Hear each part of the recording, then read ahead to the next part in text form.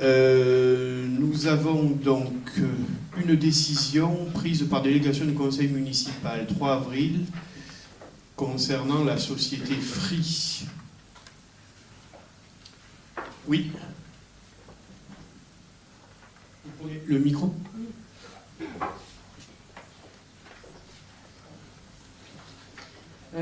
Quelques précisions, monsieur le maire, concernant ces terrains. Est-ce que ce sont des terrains privés ? Bâtiments privés, terrains privés. Bonne question. Sur le toit d'un immeuble 642 boulevard Brémond, la réponse est oui. Sur le terrain au petit péage, je n'en suis pas certain, je suis honnête avec vous. Voilà, je ne peux pas vous répondre pour le petit péage. Pour le boulevard Marius Brémond, oui, bien sûr. Bien, nous passons à l'ordre du jour qui, comme vous voyez, est extrêmement restreint en nombre de questions, mais par contre extrêmement important, puisque ce soir, en fait, nous allons délibérer sur 2 points essentiels que sont la concession d'aménagement pour la réalisation de la ZAC de Palière 2 et le budget primitif de la ville, ainsi que les budgets annexes, comme d'habitude. Donc, première délibération, Monique Slissa, concernant la concession d'aménagement pour la ZAC dite de Palière 2. Monique.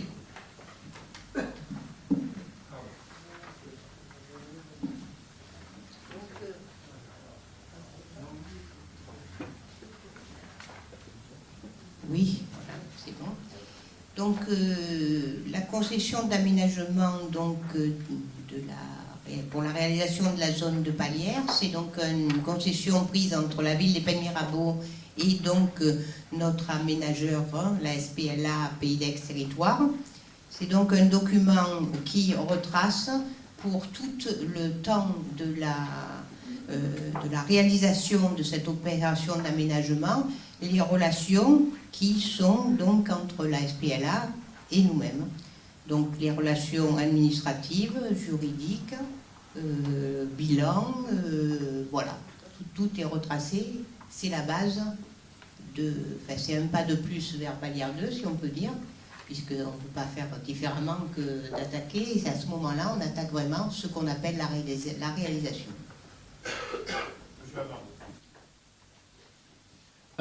Du coup, Madame Slissa, effectivement, on ne peut pas s'opposer à un tel projet, puisque sur la commune des Pennes-Mirabeau, il y a une grosse problématique en termes de logement.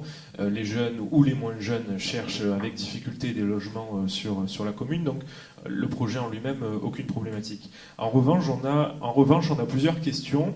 La première concernant le pourcentage de logements sociaux, puisqu'il y a une totale incohérence entre ce qui est annoncé ici sur papier et ce que vous nous avez annoncé dans les divers conseils municipaux et ce qui est annoncé publiquement dans la presse, puisque si je reprends le papier, dans le dossier, dans la convention, on fixe bien 30% de logements sociaux, donc 30% des logements qui seront construits. Sauf que si je reprends l'article qui est là de la Provence, qui date du 7 mars 2015, je cite la Provence, vous avez dit, monsieur le maire de la Provence, on fait des efforts, assure Michel Amiel, qui a lancé un programme de ZAC avec 900 logements sociaux et les équipements annexes pour passer de 6,5 à 30%.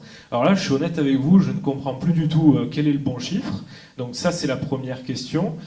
Pourquoi donner des données erronées dans la presse ? Et deuxième question, qu'est-ce qui va être fait en termes d'aménagement routier quand on sait qu'aujourd'hui on a une grave problématique sur les Pennes-Mirabeau qui est le feu rouge du village, en rajoutant ces 900 logements, sachant qu'il y a 2 voitures par logement en général, ce qui nous fait 1800 voitures. Allez, on arrondit 2000 voitures. On a 2000 voitures qui vont s'ajouter aux problèmes déjà existants sur la route nationale. Voilà les 2 questions. Alors, je suis désolé de l'article de la Provence de ne pas l'avoir lu au moment où il est sorti, et je le regrette parce qu'il est évident que je n'ai pas donné cette information-là. Il y a 900 logements globalement. Bien évidemment, ce ne sont pas 900 logements sociaux. Je réitère, comme d'habitude, ce que j'ai l'habitude de dire en matière de logement et de l'idée que je me fais de la mixité sociale. Il y aura 30% de logements sociaux pour essayer d'éroder un petit peu le retard que nous avons pris en la matière. Il y a 10% d'accession à la propriété et le reste, c'est du logement privé, ne serait-ce que pour payer l'opération. Donc vous publierez une démentie dans la Provence ?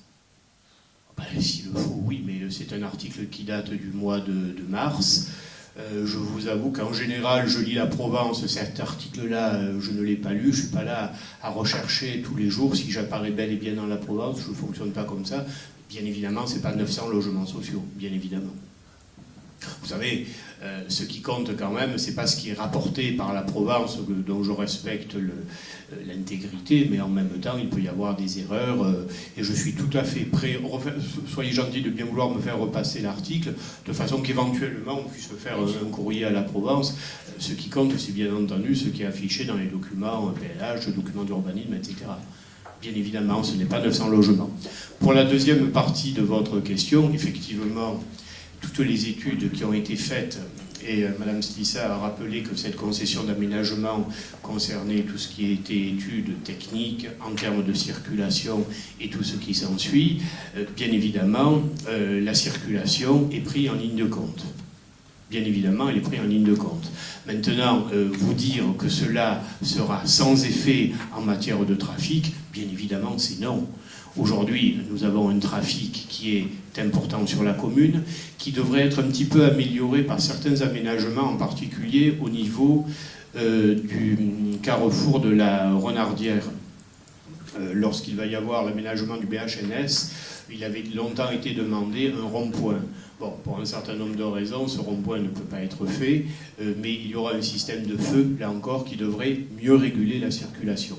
Voilà.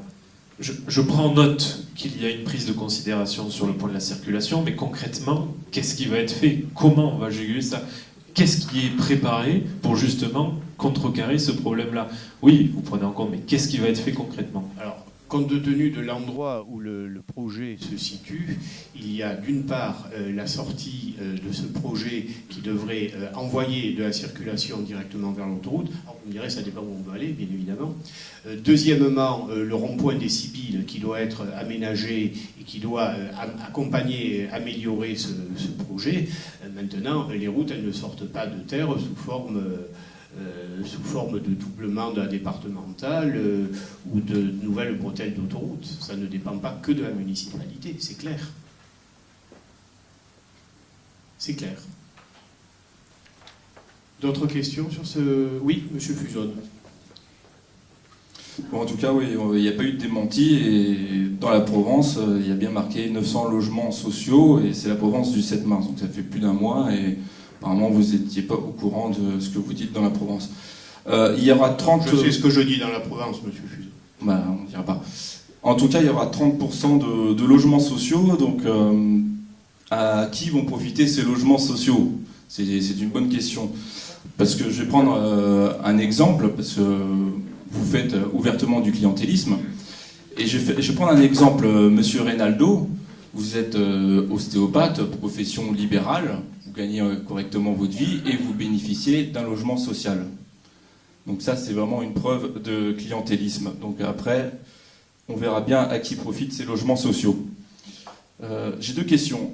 Dans la concession d'aménagement que vous nous proposez, vous confiez la maîtrise foncière de Palière 2 à la SPLA Pays d'Aix Territoire pour une durée de 10 ans avec possibilité tacite de reconduction d'une durée de 5 ans. Comment pouvons-nous prendre cette délibération alors que vous avez déjà confié cette maîtrise foncière à l'EPF PACA par l'avenant numéro 3 de la convention de délibération du conseil municipal du 30 novembre 2012 et que, de plus, la durée de cette convention était fixée jusqu'au 31 décembre 2017. Que s'est-il passé avec l'EPF PACA? Et en ce qui concerne la rémunération de la SPLA, que vous appelez par endroit le concessionnaire, qui porte sur la somme de 2 250 000 euros, ne pensez-vous pas que ce soit excessif, d'autant que la CMEPA, maire de la SPLA, avait déjà empoché pour Palière 2 la somme de 821 000 euros, comme le stipule l'avenant numéro 4 de la convention prise par délibération du conseil municipal du 26 mai 2011. Je vais commencer par vous répondre concernant le PFR. Le PFR a acheté pour le compte de la commune, pour le projet Palière 2, un certain nombre de terrains. Je les ai rencontrés récemment. La SPLA va racheter ces terrains, toujours pour le compte de la commune, afin de mener à bien cette opération. Du moins pour la partie des terrains qui ont pu être rachetés. Comme vous le savez, la plus grande partie de ces terrains, et en tout ça concerne 32 hectares, ne sont pas aujourd'hui, je le regrette bien évidemment, propriétaires de la commune ou de ses mandataires, à savoir le PF ou la SPLA, et sauf arrangement à l'amiable que je souhaite, mais qui paraît peu probable, il faudra sans doute passer par une déclaration d'utilité publique. Voilà pour la réponse à la première question. La deuxième question, vous évoquez la rétribution. La rétribution, elle est d'un montant habituel de nature forfaitaire et elle représente, sur bien entendu un budget prévisionnel, 7% du montant global, plus 0,7% du montant des recettes de commercialisation. Si on applique ce chiffre tel que je viens de vous le citer, on aboutit à un chiffre un peu supérieur. Ce qui veut dire qu'en fait, on utilise un montant global, compte tenu du montant qui est quand même important, on tourne autour de 42 millions d'euros. Si le montant est plus important, c'est aux frais de la SPLA. Comme vous le savez, dans ce genre d'opération, il a peu de chances d'être moins important. Je rappelle que l'opération de Palière 1 que nous avons menée à bien avec la SPLA et qui a fonctionné selon exactement le même mode a été excédentaire de 1,9 million d'euros pour le compte de la commune. Voilà les garanties que je peux vous apporter. Troisièmement, je ne suis pas responsable des erreurs qui peuvent être transcrites dans un journal. Je regrette de ne pas avoir lu l'article, mais je confirme bien évidemment qu'il ne s'agit pas de 900 logements sociaux, mais d'un tiers, c'est-à-dire 30%. Concernant le dernier point et le clientélisme dont vous me taxez, je vous rappelle quand même que les attributions de logements sociaux font l'objet d'une commission d'attribution qui passe par notre bailleur social, la Logirem, sur lequel nous avons effectivement un mot à dire, et ce qui me permet effectivement de faire en sorte que la majorité d'attribution des logements sociaux, je dis la majorité, pas la totalité, concerne des gens des Pennes Mirabeau, ce qui est effectivement, selon vous, une forme de clientélisme. Mais que voulez-vous ? Je préfère attribuer les logements sociaux à des gens des Pennes Mirabeau qu'à des gens extérieurs venant de Marseille ou d'ailleurs. Voilà.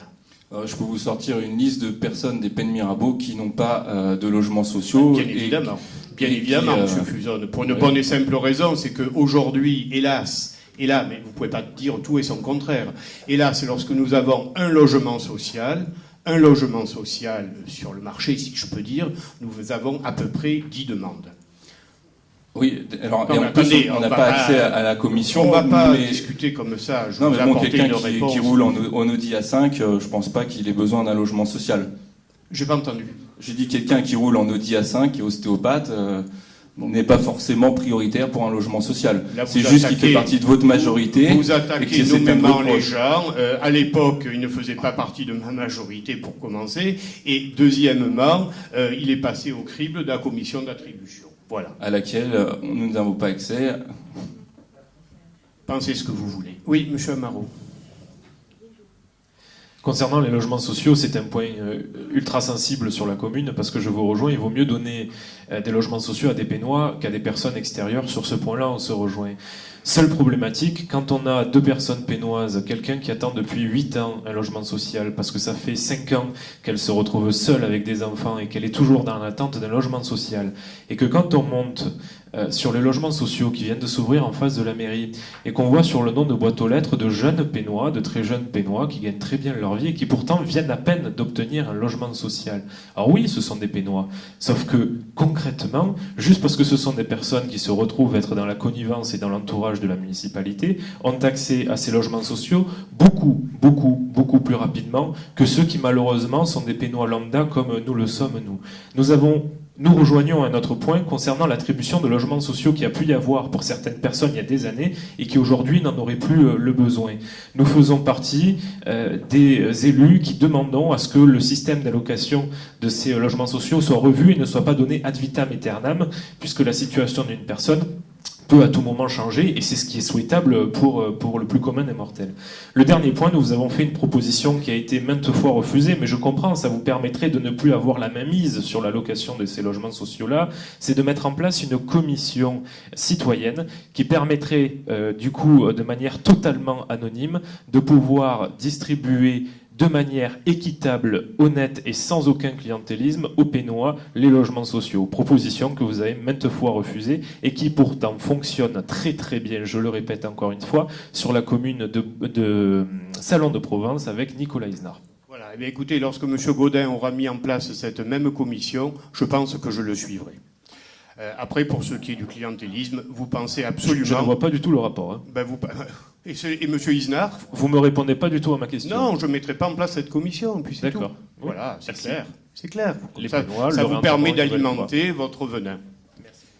Bien, d'autres questions pour revenir à la concession d'aménagement? Parce qu'on est allé un peu loin, mais très précisément. Pas d'autres questions? Bien, je mets aux voix qui est pour, qui est contre, qui s'abstient. 3 abstentions.